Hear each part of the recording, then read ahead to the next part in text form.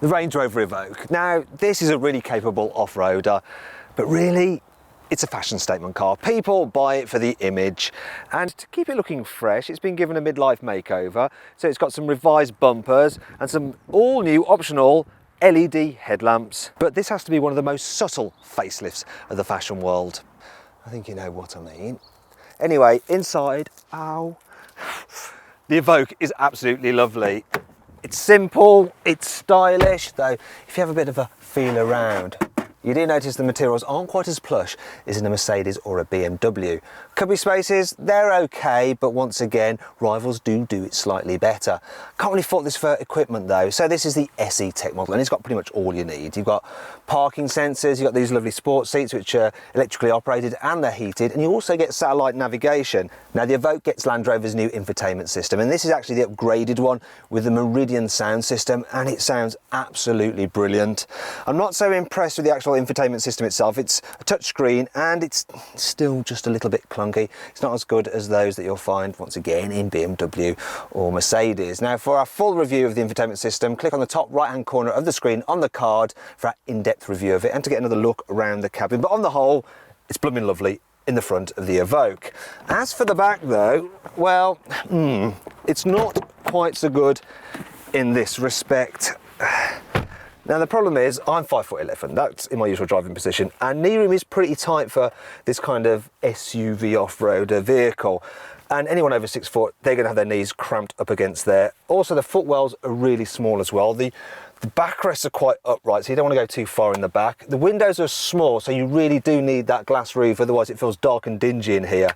And it's not good with 3 in the back at all. And you can see why not by clicking the top right hand corner of the screen on the card for our in-depth practicality review. And in it you'll also be able to see how easy it is to fit a child seat in the back and just what you can squeeze into the boot, which probably isn't quite as much as you'd imagine, because the Evoque's capacity is quite a bit down on that of, say, a BMW X3.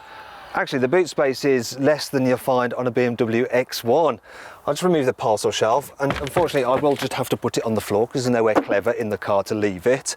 Another issue I have, not a major one, but if you look there, you'll notice when you fold the seats down, they stick up slightly, which does hamper the practicality somewhat.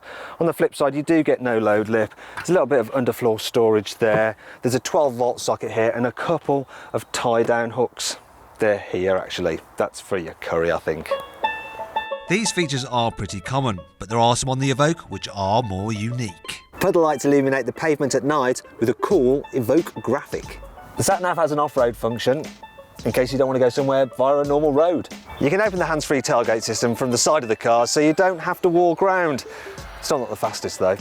There's 2 types of four-wheel drive system available, one that's permanent and another one which saves fuel by only sending power to the rear wheels when the fronts start to slip. You can get the car with a wading depth monitor, which will be able to tell if that thing you think is a stream is actually a river. But not everything about the Evoque is quite so clever. The raked windscreen means that you don't really feel the benefit if you have that panoramic roof because it seems to be behind you. When you release the seatbelt, it catches against this trim and scratches it. Land Rovers don't exactly have the best reputation for reliability. Oh dear. The optional heads-up display emits a weird green light which fills the cabin at night.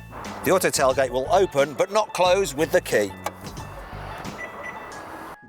While that may do your head in, there is one way the Evoque leads the field. It's better in the mud than its rivals, mainly due to its proper off-roader routes and the fact that it's got this clever terrain response system which does it all electronically.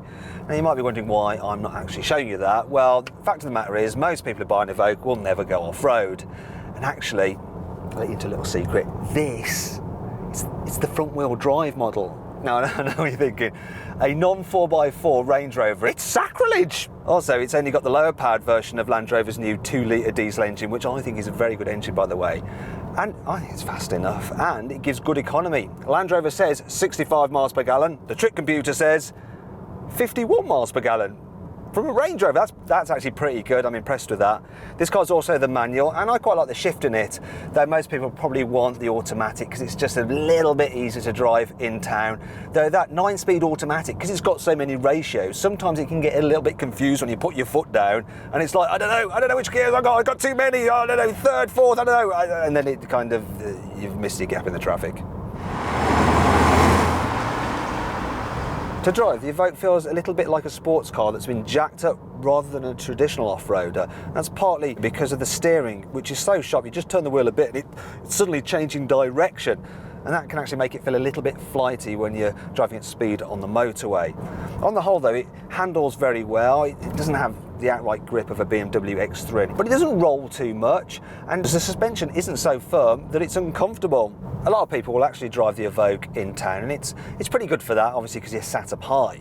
One of the problems that you have though is this pillar creates a massive blind spot, so when you're at junctions you have to look round it, and the rear window is tiny, and you can actually see for yourself by clicking on the top right hand corner of the screen on the card to watch our 360-degree video.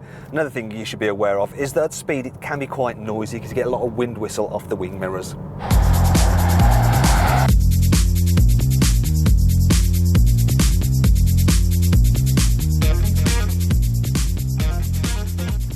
Overall then, what do I think of the Range Rover Evoque? Well, its infotainment system is a little bit clunky, and for an SUV, it's actually not that practical. Still, it looks really stylish and it's good fun to drive. Now, for more information on this car and to find out the best deal you can get, click on the card to go to carwow.co.uk.